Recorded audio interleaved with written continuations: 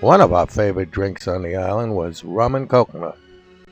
Just climbed up a tree, knocked down a bunch of coconuts, sliced off the top, and put a little rum in it. They were delicious. One of many jobs that we did with the Jeep was resurrect Puentes Arenas airstrip. It was a small airstrip and it was close to the Ponderosa. And we had a big heavy chain and we rolled it back and forth and cut it down, and pretty soon we had a good airstrip. Next, we needed aircraft fuel. So we had the local fisherman, Tanyo, bring in some aircraft fuel for us. We dumped it over and we rolled it up, and I built a pyramid for it, and pretty soon we had ourselves a gas stop.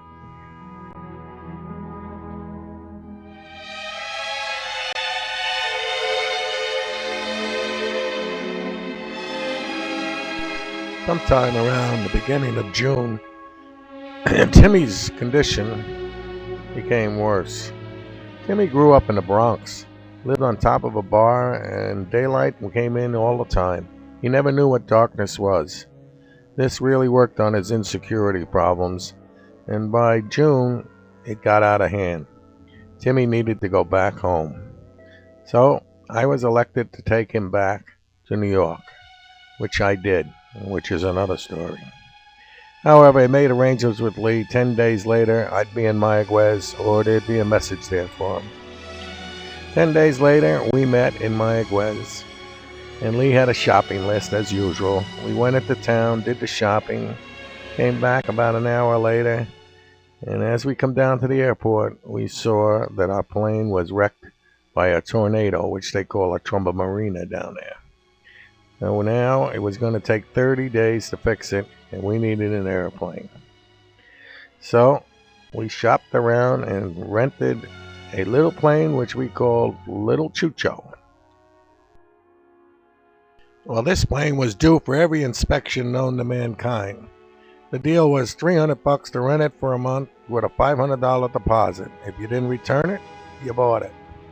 It had no radio, no altimeter, no compass, no lights. It had nothing. It didn't even have a door on one side.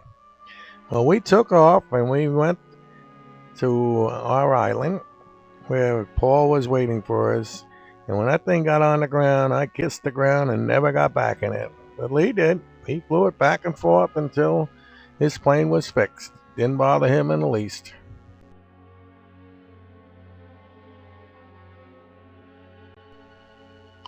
Well, about now, half of the time was gone. Our plane was gone. Timmy was gone. We had little Chucho, and it was just the three of us. And it was time to go treasure hunting. This is about as close as Lee got to the water. Lee didn't go in the water. He'd fly a plane any place, but he didn't go in the water. He felt he didn't have control of his environment.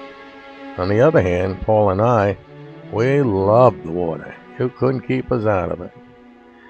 Why, that reef, we must have swam it at least 100 times.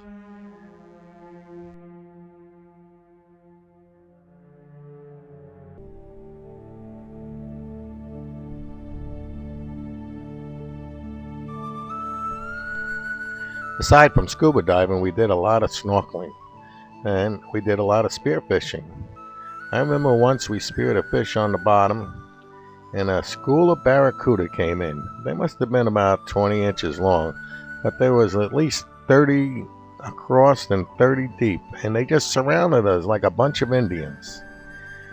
Paul and I slowly drifted to the top, and in one scoop, we were in the boat. I don't know how we got there, but we were in the boat. It was absolutely breathtaking and frightening at the same time.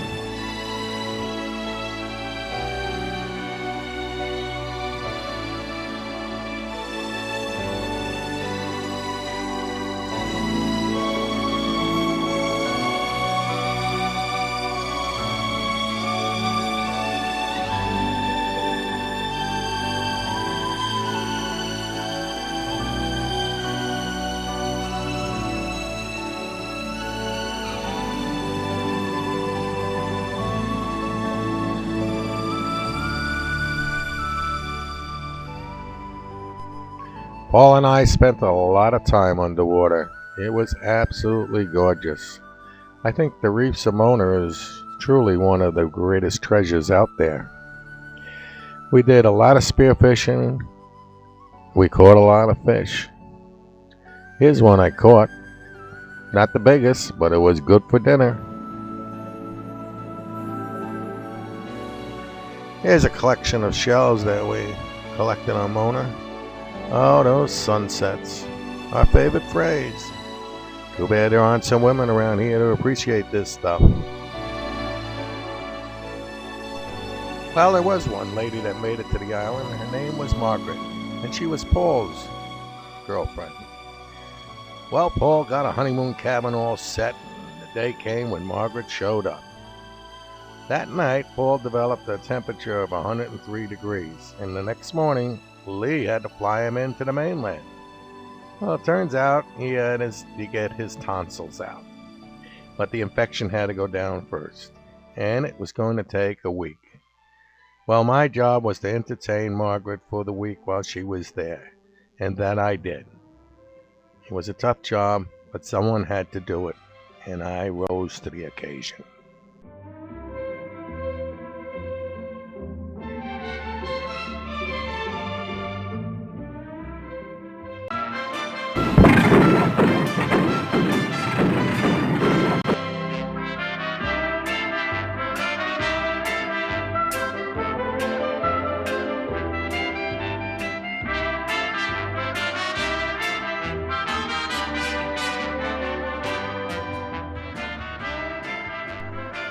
Well, as I said at the beginning, this is a treasure hunt, and we're going treasure hunting.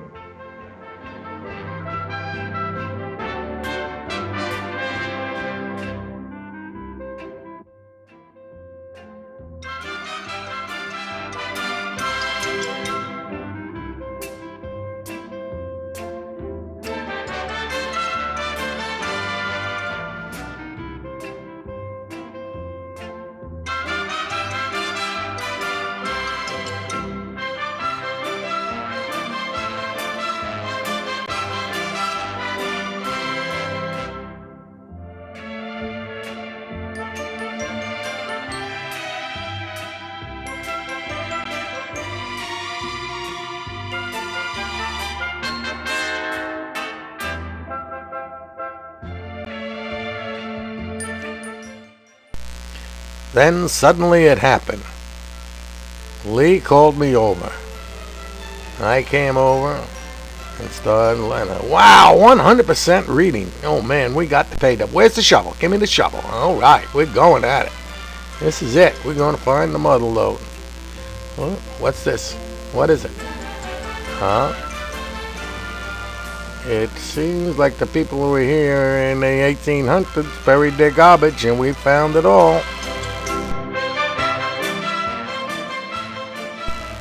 Oh well, let's go to another site.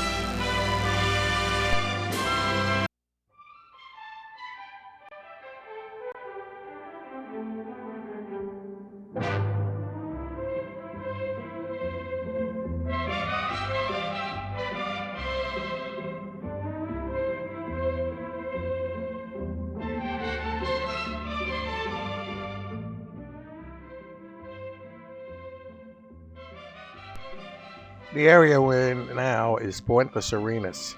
There was a doctor that was out here and he used to dig holes and shore up with 55-gallon drums and then dive down in it.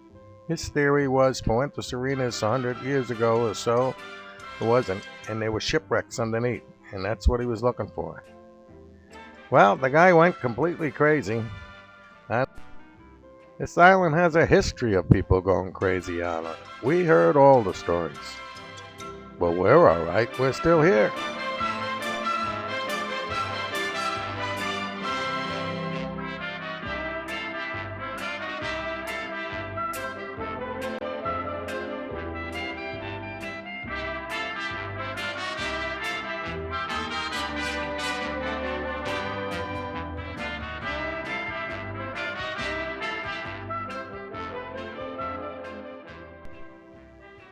Well, we kept going from hole to hole, setting our equipment up.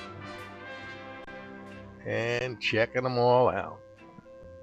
And then lo and behold, we got ourselves a terrific reading.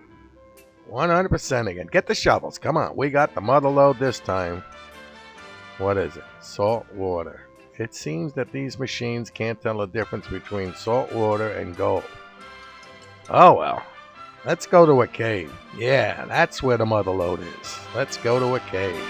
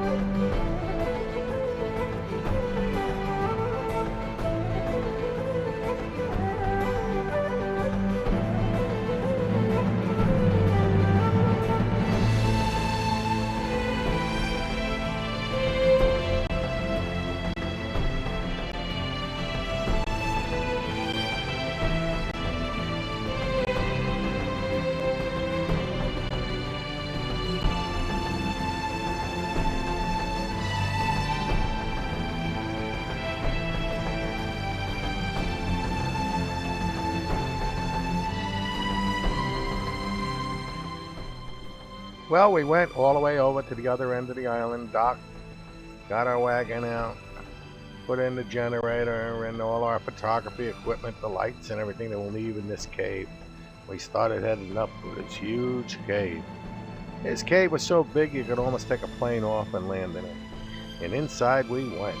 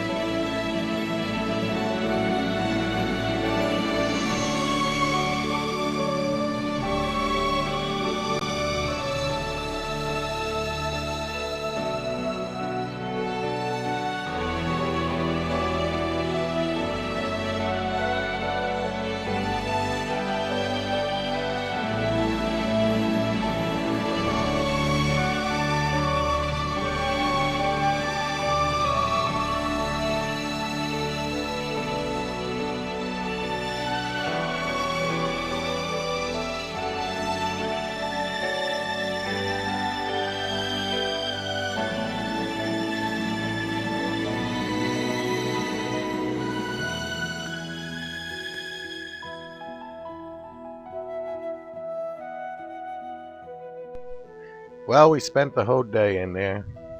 It was beautiful. With our huge lights lighting it all up, the stalactites and stalagmites, and all the different crystals, all the different colors. It was absolutely spectacular. The caves are truly one of the magnificent jewels of Mona Island, and part of the treasure of Mona.